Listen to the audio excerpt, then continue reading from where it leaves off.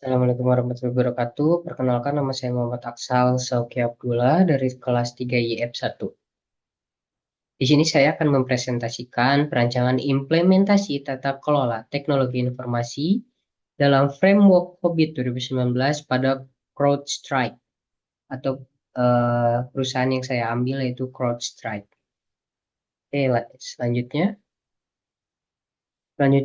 agenda presentasi.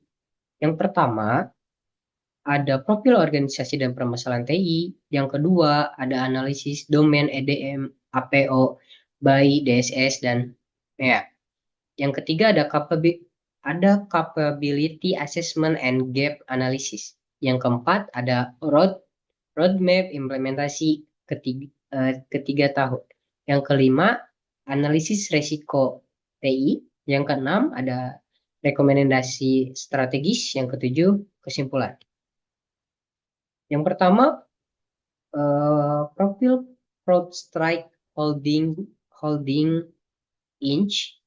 Bidang usaha cyber security global berbasis cloud, endpoint protection, cloud security, threat intelligence, identity, identity, identity protection, incident response.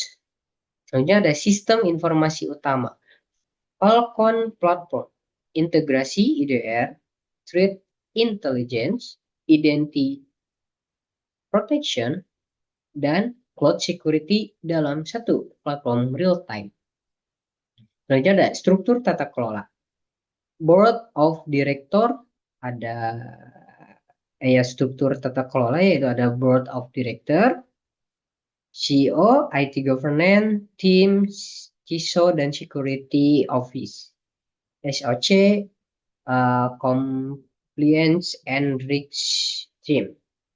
Selanjutnya ada infrastruktur TI, Cloud, Multi-Region, AI, and atau ML Detection, Big Data Analytics, SIM, atau Monitoring System.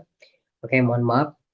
Tadi ada salah penyebutan atau ada yang kurang kata-katanya, maaf ya. Oke, selanjutnya ada identifikasi permasalahan TI. Dalam permasalahan lintas governance, manajemen, operasional, layanan, keamanan, dan risiko. Yang pertama, governance. Belum ada IT governance charter tunggal yang mengikat seluruh unit SOC Cloud Compliance. Di dalam permasalahan governance juga ada risk upset perusahaan belum didefinisikan secara eksplisit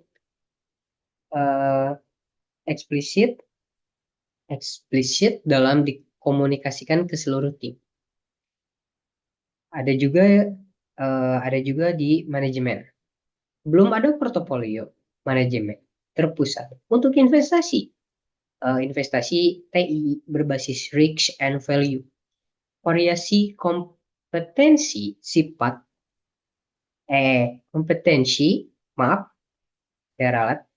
variasi kompetensi staf SOC antar tim atau region karena program sertifikasi belum terstandar.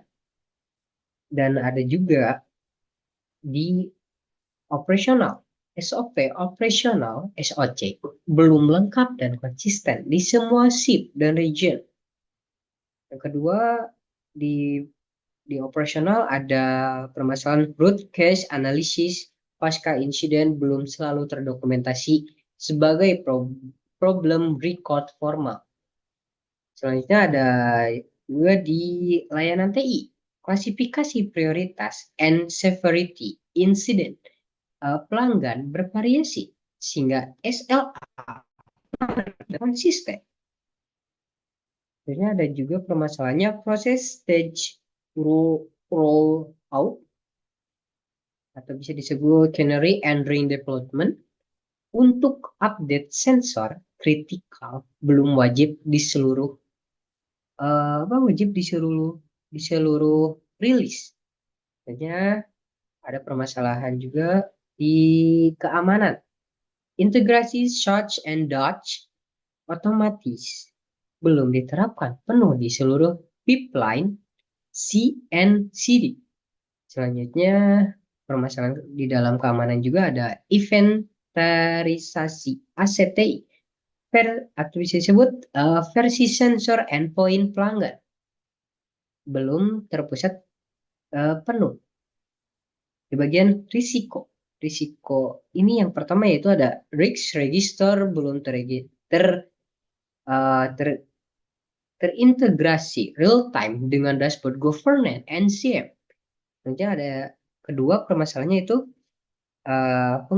pengujian disaster recovery atau BCP belum rutin terjadwal dan hasilnya belum dilaporkan formal ke board. Oke, selanjutnya kita masuk ke IDM, Eval, Direct, and Monitor. Yang pertama, di dalam analisis domain IDM, yang pertama ada proses IDM 001. Kondisi organisasinya, Board of Director and CISO mengarah kebijakan TI, namun kerangka governance formal yang mengikat seluruh unit belum terdokumentasi seluruhnya. Rekomendasi, menyusun IT Governance Charter berbasis COVID 2019 ditinjau Board and CISO minimal setiap tahun. Yang kedua ada IDM 002. Value delivery diukur informal melalui kepuasan dan retensi pelanggan. Belum ada matriks formal ROI keamanan. Yang selanjutnya rekomendasinya itu menetapkan KPI benefit realization atau bisa kita bilang reduksi insiden penghemat biaya bridge yang dikaitkan ke enterprise goals EG 003 atau EG 13. Selanjutnya ada IDM 3. Risk profile tinggi sudah teridentifikasi sejak pembuatan UTS waktu itu. Namun evaluasi risiko di level board belum berjalan end-to-end secara terstruktur. Rekomendasi, membentuk risk governance commit yang menetapkan risk appetite statement and mereview risk register triwulanan.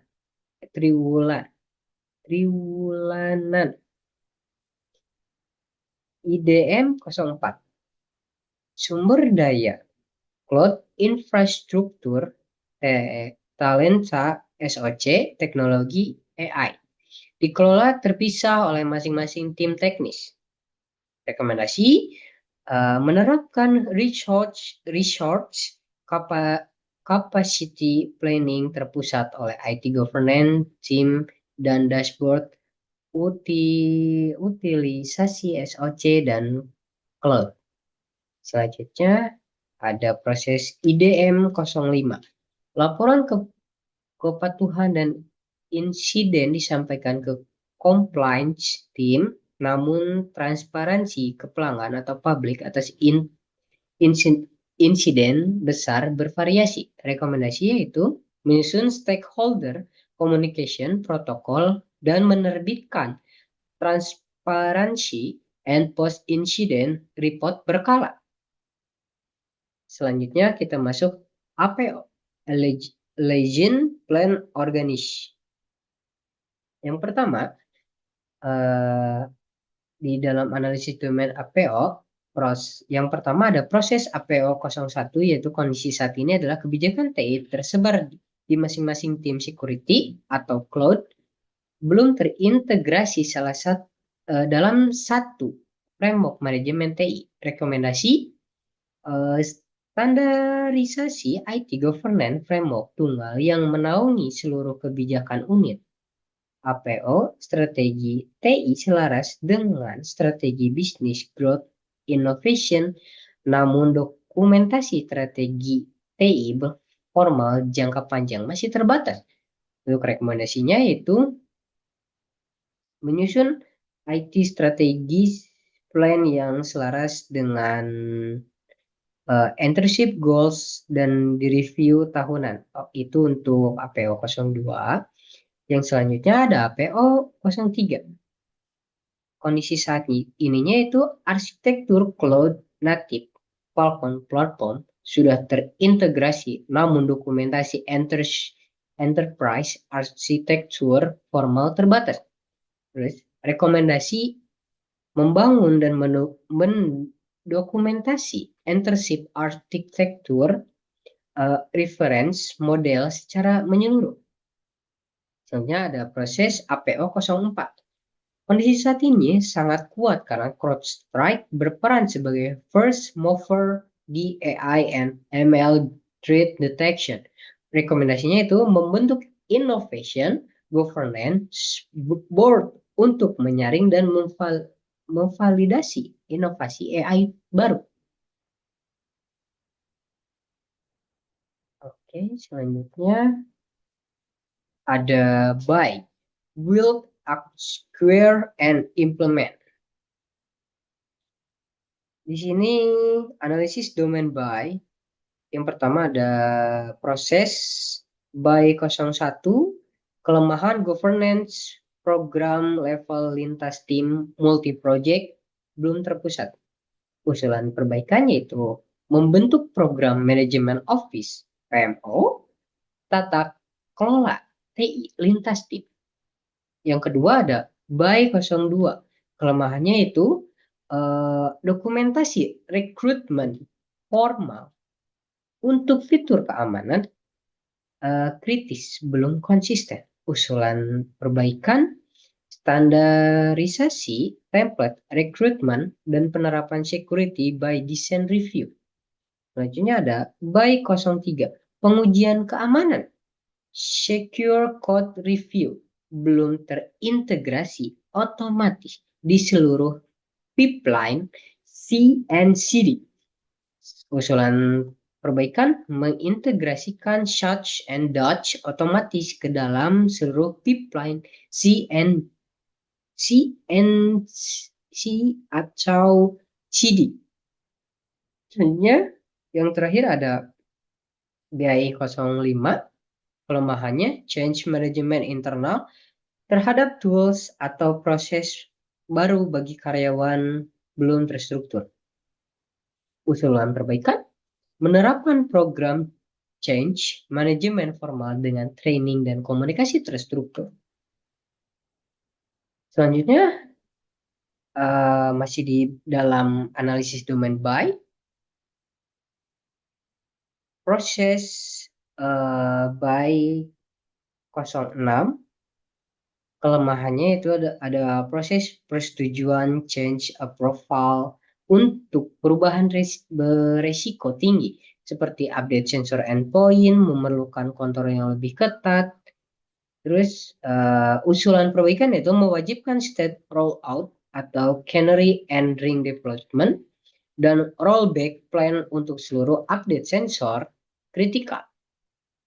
Oke, selanjutnya ada BAI by 07 proses UAT and state deployment untuk pembaruan berskala global belum wajib pada seluruh rilis. Usulan perbaikan menetapkan kebijakan wajib patch rollout and rollback testing untuk seluruh rilis konten sensor and cloud. Oke, selanjutnya ada proses by 09. Kelemahannya ada inventarisasi aset TI termasuk pelacak atau pelacakan versi sensor endpoint pelanggan belum terpusat sepenuhnya. Selanjutnya ada usulan perbaikan menerapkan aset manajemen sistem terpusat dengan pelacakan versi sensor secara real time. Selanjutnya kita masuk ke DSS, Deliver Service and Support. Analisis domain DSS. DSS 01 temuannya itu ada di operasional SOC berjalan 24/7. Namun SOP operasional standar belum lengkap di semua sip atau region. Solusi standarisasi SOP operasional SOC global dan audit untuk kepatuhan SOP secara berkala. Yang kedua ada DSS 02. Temuannya itu insiden respon berjalan cepat, namun klasifikasi prioritas insiden pelanggan bervariasi. Solusi standarisasi servis katalog dan SLA insiden berdasarkan severity matrix. Selanjutnya yang ketiga ada DSS 03.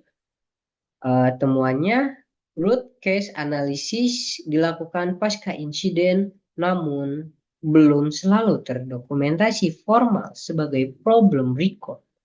Solusinya menerapkan problem management formal dengan knowledge based root cause. Terus ada DSS 04. DRP and multi-region cloud sudah tersedia, namun pengujian DR belum rutin terjadwal dan hasilnya belum dilaporkan secara formal. Solusinya yaitu melaksanakan uji DR atau BCP berkala minimal semesteran dengan laporan hasil ke board. Terus ada DSS 05. Layanan keamanan EDR Threat Intelligence SOC berjalan solid sebagai bisnis inti perusahaan. Solusinya itu melakukan continuous tuning model deteksi AI dan validasi berkala oleh Threat Research Team. Selanjutnya ada proses DSS 06 yang terakhir yaitu kontrol proses bisnis atau billing akses pelanggan. Masih terpisah dari kontrol keamanan teknis. Solusi yang diberikan mengintegrasikan kontrol proses bisnis framework governance TI dengan audit internal berskala. Selanjutnya kita masuk ke MEA, Monitor, Evaluate, and Assess. Di dalam analisis domain MEA, terdapat proses MEA 01. Kondisi organisasi, monitoring kinerja dilakukan SOC dan compliance team. Namun pelaporan terintegrasi ke board belum rutin formal. Selanjutnya rekomendasinya itu membangun dashboard KPI TI integrasi yang dilaporkan ke board tiap kuartal. Selanjutnya ada proses MEA 02 kondisi organisasi kontrol internal keamanan berjalan baik. Namun audit internal independen atas seluruh proses TI belum terjadwal formal setiap tahun. Rekomendasi melaksanakan audit internal formal tahunan atas seluruh sistem kontrol TI. Yang terakhir ada MEA 03. Kepatuhan terhadap regulasi keamanan data internasional sudah menjadi perhatian utama, namun proses compliance monitoring berkelanjutan belum terpusat. Rekomendasi membangun compliance monitoring dashboard yang mengikuti perubahan regulasi global secara berkelanjutan. Selanjutnya, capabilities assessment and gap analysis. Di sini kita bisa lihat EDM 03 itu cuman 2 untuk kondisi saat ini versus target pada prioritas skala level 0 sampai 5. Oke, mungkin bisa dilihat di sini prioritas tinggi gap lebih besar daripada 3 level, IDM 03 by 06 by 07 didahulukan pada tahun 1 roadmap. Oke, selanjutnya roadmap implementasi 3 tahun. Tahun 1, fondasi governance and kebijakan. Penyusunan IT governance, Carter, penetapan risk appetite Standarisasi SOP, operational SOC, penetapan severity metric incident. Terus tahun keduanya, implementasi dan penguatan kontrol, integrasi Such and Dutch ke CI atau CD.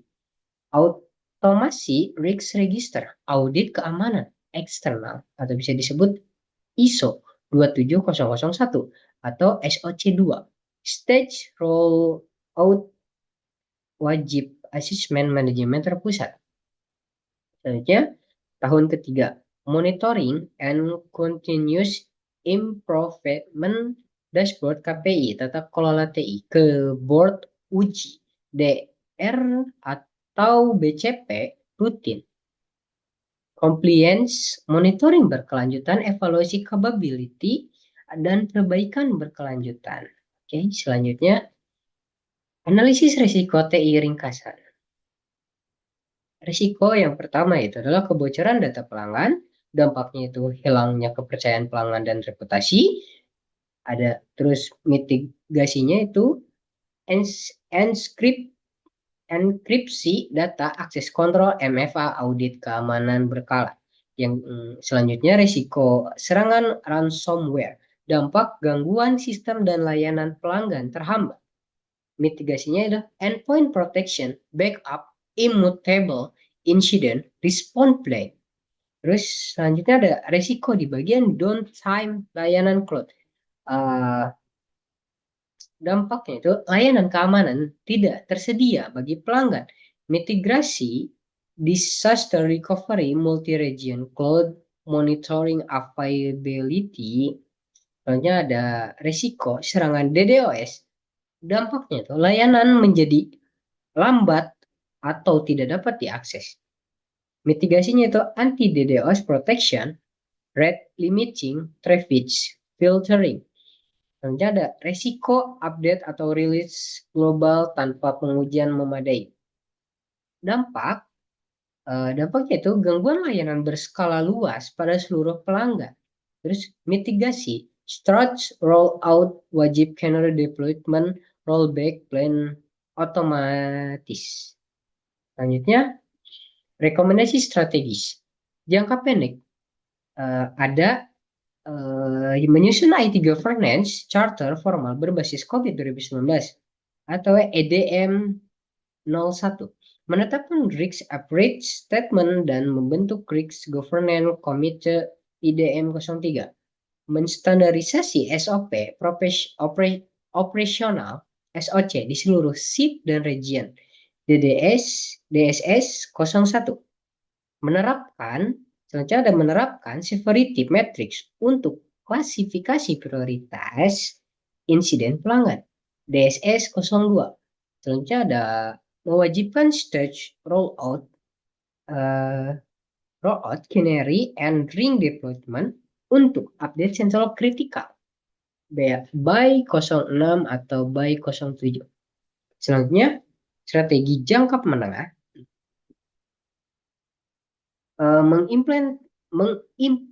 mengintegrasikan Such atau Dutch otomatis ke seluruh pipeline CNCD by 03.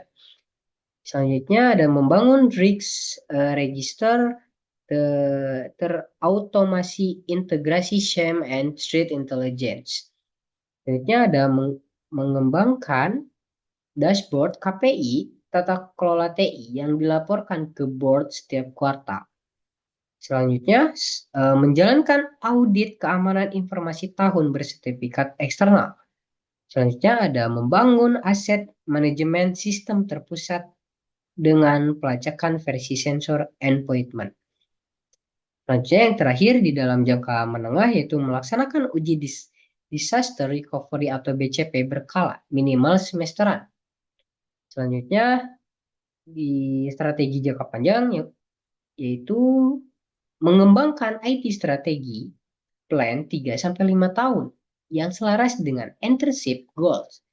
Ya, selanjutnya Entership Arsitektur Blueprint menyeluruh termasuk integrasi API pelanggan.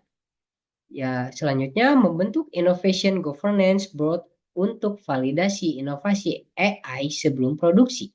Selanjutnya, mengimplementasikan IT Investment Portfolio Dashboard terhubung ke Enterprise Goals.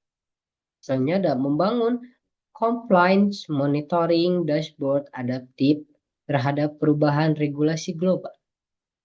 Oke, kesimpulan yang bisa diambil dari apa yang sudah saya presentasikan tadi, yang pertama, tingkat kematangan proses inti keamanan di level 3 governance strategis masih level 2 dan perlu diperketat. Yang kedua, domain paling kritis by 006 atau by 07 pengelolaan perubahan rilis dan IDM 01 dan IDM 03. Kerangka governance dan risiko. Yang ketiga, prioritas implementasi mengikuti roadmap 3 tahun, proses bergap tinggi diperkuat lebih dahulu. Yang keempat, ada manfaat COVID 2019 menyelaraskan strategis bisnis TI, memperkuat manajemen risiko, dan mendukung kepercayaan pelanggan. Oke, mungkin terima kasih telah mendengarkan atau menyaksikan video presentasi saya. Mohon maaf jika ada salah kata dalam pengucapan atau penyebutan kata. Saya mohon maaf karena manusia tidak luput dari dosa. Sekian, terima kasih.